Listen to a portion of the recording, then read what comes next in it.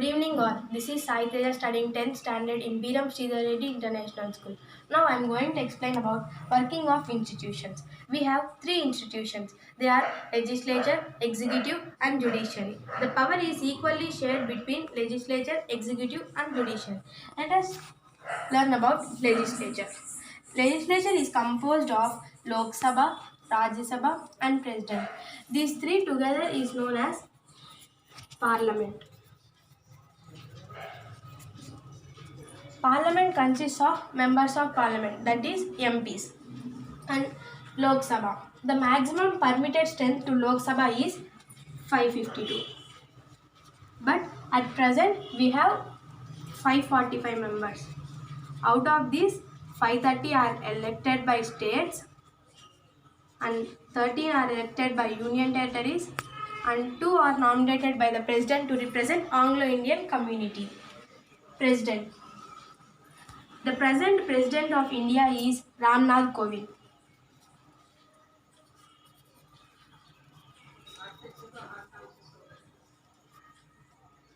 Rajya Sabha.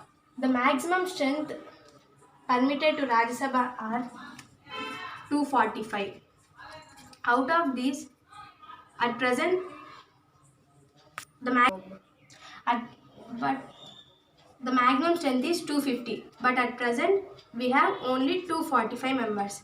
Out of these, 233 are elected by states and union territories, whereas 12 are nominated by the president. And the present Speaker of Rajya Sabha is Venkaiah Naidu. He is our Vice President of India. And coming to functions of legislature. The main function of legislature is to make laws. And it also has many functions such as constituent service, oversight, electoral, and etc. Powers.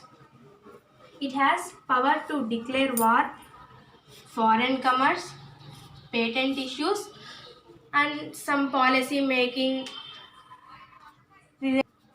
and control taxing and etc. It has many powers. This is about legislature. Let us see about executive. Before going to executive, we have other names for Lok Sabha and Rajya Sabha. Lok Sabha is also called as lower house of bicameral houses. Rajya Sabha is also called as upper house of bicameral houses, and it is also called as House of Commons. Since they are directly elected by the people, and it is also called as permanent house. Now let us see executive. Now executive. Executive is composed of political executive and permanent executive.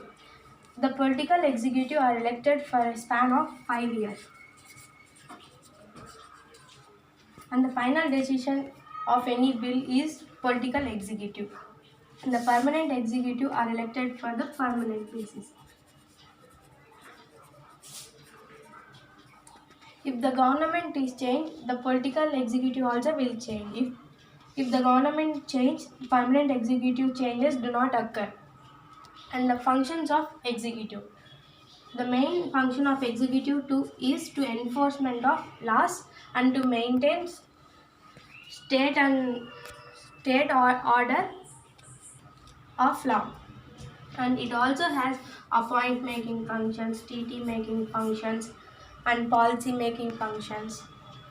Like that, many functions executive has. Coming to powers. It can appoint federal judges. It can appoint federal posts such as government agencies.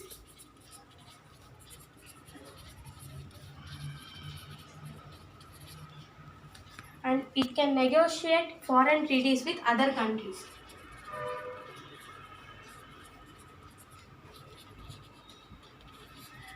And the examples of political executive are ministers. And the example of permanent executives are civil servants.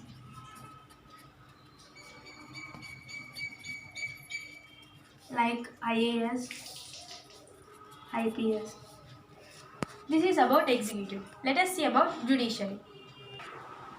Judiciary. Judiciary system is also called as court system.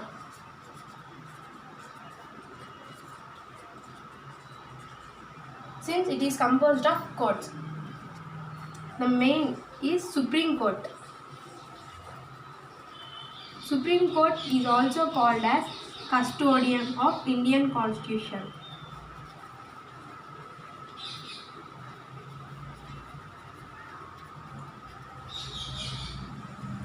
And it is final appellate and conclusion. Under the Supreme Court, there are high courts. And under high courts, there are district and session courts. And under district and session courts, we have civil judges and metropolitan magistrate.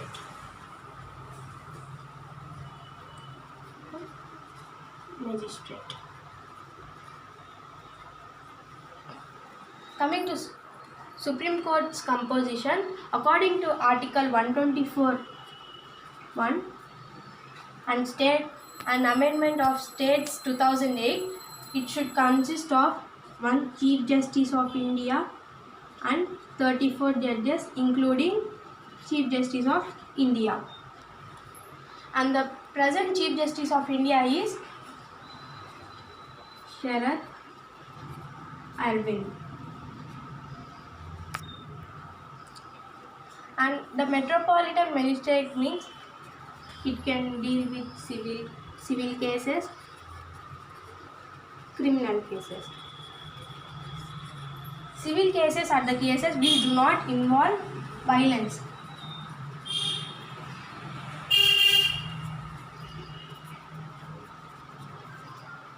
And the criminal cases are the cases which involve violence.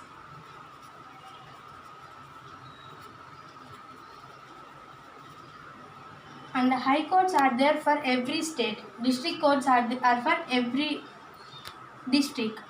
High court is the highest court for states, whereas the Supreme Court is the highest court for the country.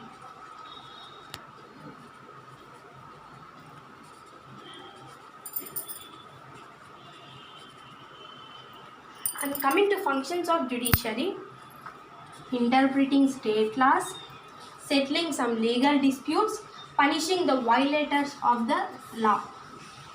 And the powers of judiciary. It has power to judicial review.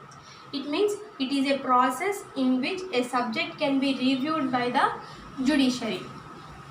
And original jurisdiction and appellate jurisdiction. Original jurisdiction, it means the case is directly filed in the Supreme Court.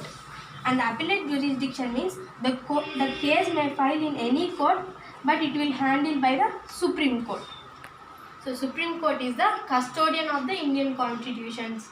Its words are taken as the conclusion for the case. Thank you.